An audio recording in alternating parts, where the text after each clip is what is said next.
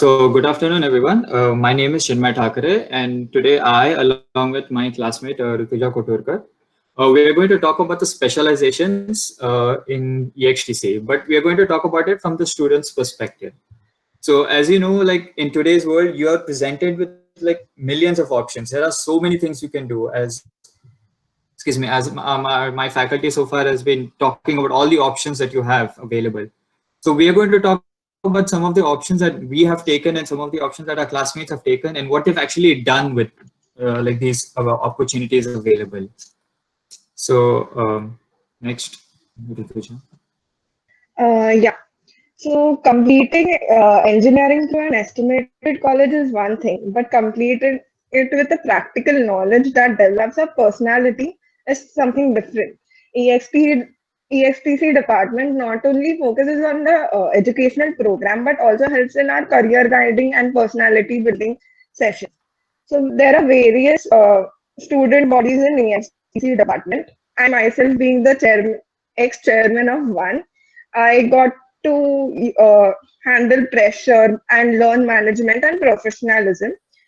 All these events that we manage throughout the year, they are inter-department based, and they include technical knowledge as well as non-technical topics, and also they have robotics as one of the events. This participation is not only limited to our college. If someone has the passion or thrive towards participating in various events, then one can participate in inter-college competitions, which are done at a grand level. ESTC department definitely supports all such activities and bring out the talent that you may not even know of till now. Yeah, next. Sorry. Uh, Their department follows a rule where at the end of each semester you have to make a mini project reflecting on what you have understood from that subject. It is a basic idea on what you have learned from all these months of learning from that subject. Here are some of the unique projects that were done during our batch. Uh, so the first so the first project is Li-Fi technology-based speaker. Now everyone has heard about Wi-Fi technology, but what is Li-Fi? So taking the guidance of our teachers, a group had made a project where they were able to achieve a speaker solely based on light emission. Like if the light was present, the speaker would work. This was one of the unique project that was done. Chinmay? Yeah, another project that another group had done in one of the semesters was we all know what a OCR, a character recognition is. It's just basically you write something and the software can detect what you've written and it can convert it into a text form. It sounds simple, but at your second year level or maybe even the third year level, actually implementing something like this, you really get to learn a lot more about your field of study than you would in any other textbook. So actually writing the code, getting stuck, debugging the code, and then realizing that even a hardware and software don't like to get along together unless you really force them to. So there are like these little nuances that you learn when you actually participate, and do such hands-on projects. So another way, or I guess this is an extension of the previous slide of course projects, but at a national level. So to summarize, our classmates Suraj and Ritu, they participated in the eYantra robotics competition hosted by IIT Bombay, and they won the season 2019 to 2020 season. And their title was disaster relief by using drones. So they had to optimize. Suppose you had a drone which had to go and service certain disaster sites. They had to optimize which area would be serviced first and which area would be serviced second. It sounds easy, but when you actually go and do it, it really isn't that easy. So another group had a project titled the traffic light system with priority override. So what this was suppose you had an ambulance coming at a set of traffic lights and the lights were red. So they devised a system so that the traffic light would recognize that a priority vehicle, such as an ambulance or a fire truck, was approaching the set of lights. it would override all the other lights and let the ambulance go, turn the ambulance lights green, and then let the ambulance go, and then continue on with the traffic light system. And then right now, so this is the project that Rutuja and I are participating in right now. This is hosted by TCS, and it is an idea competition about innovations in banking and finance. So we are submitting a proposal for machine learning systems in loan approval. So as most of us know, loan approval right now involves a loan officer sitting there and approving your papers by hand. And it is a very tedious process the way it is done now. So if there were a way to incorporate machine learning into the whole system, maybe it would, not as a substitute to the loan officer, but it will make the loan officer's job a lot easier to be able to pre-screen all their applications for loans. So like these are some of the things that we've been doing throughout our 4 years of engineering. And as you can see, it is not necessarily related to a curriculum, but it is obviously like a subset of that. So yeah.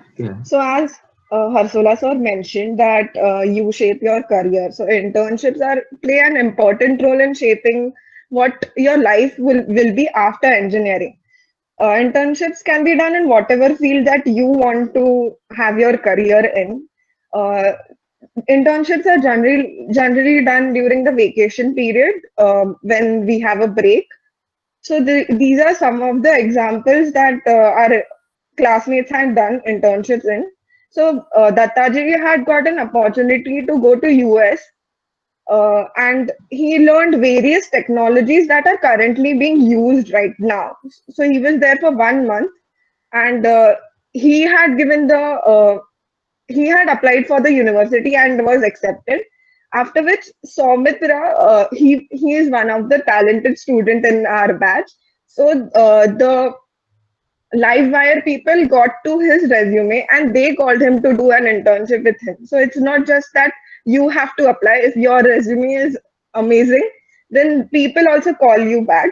After that, I got an opportunity to work in a multinational management company because at that time they were hiring engineers to train them in the field of management.